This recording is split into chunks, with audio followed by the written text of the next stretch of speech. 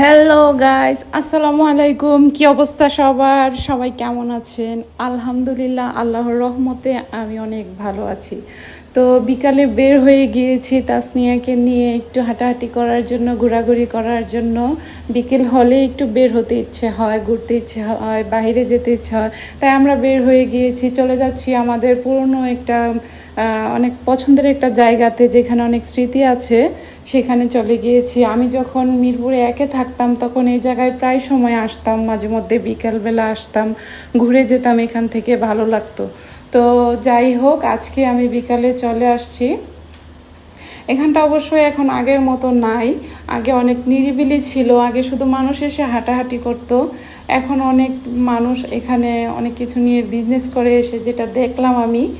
এখানে অনেক খাবারের দোকান চলে আসছে, অনেক মানে অনেক কিছু এখানে নিয়ে মানুষ বিজনেস করতেছে।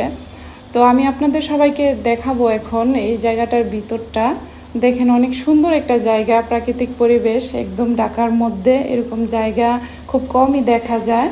তো তো ওই পাশটাতে হচ্ছে আপনার ইয়ে মানে কবরস্থান, তাই আমি ওই পাশটা আপনাদেরকে দেখাই নাই। এই যে এই পাশটা দেখেন, অনেক বড় জায়গা, অনেক সুন্দর, বাচ্চাদের খেলাধুলা করার জন্য একদম পারফেক্ট একটা জায়গা। তো যারা মিরপুরে বুদ্ধিজীবীর আশেপাশে আছেন তারা তো অবশ্যই এই জায়গাটা চিনেন, কিন্তু যারা এখনও চিনেন না, যান নাই, নতুন আসছেন, তারা এই জায়গাটাতে অবশ্যই বাচ্চাদের নিয়ে যাবেন। বাচ্চারা অনেক খুশি হয়ে যাবে। বাচ্চাদের খেলনা থেকে শুরু করে এখানে অনেক কিছু আছে। এই যে ঘোড়াতেও চড়তে পারবেন। ঘোড়াতে বড়দের 50 টাকা করে নেয় আর বাচ্চাদের 20 টাকা করে নেয়। তো আমি তাসনিয়াকে উঠাইতে চাইছি, তাসনিয়া ভয় পায়, সেই কারণে হচ্ছে তাসনিয়া উঠে নাই।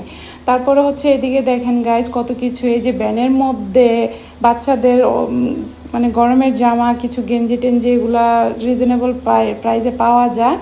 তো আমরা এখন একটু উপর দিকে যাচ্ছি। উপর দিকটা একটু রোদ ছিল, আমি যখন গিয়েছি গরম ছিল।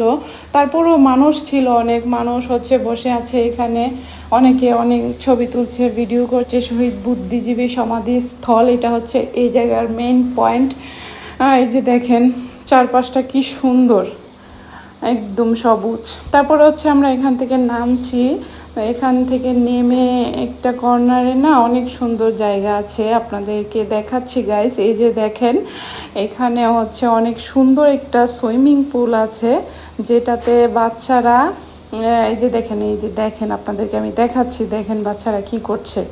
হ্যাঁ, এই যে দেখেন, ওদের এই গোসল করা দেখে আমার তো শৈশবের কথা মনে পড়ে গিয়েছে। ছোটবেলা আমরা কিভাবে পুকুরে গোসল করতাম, আর মা বকা দিত, তাড়াতাড়ি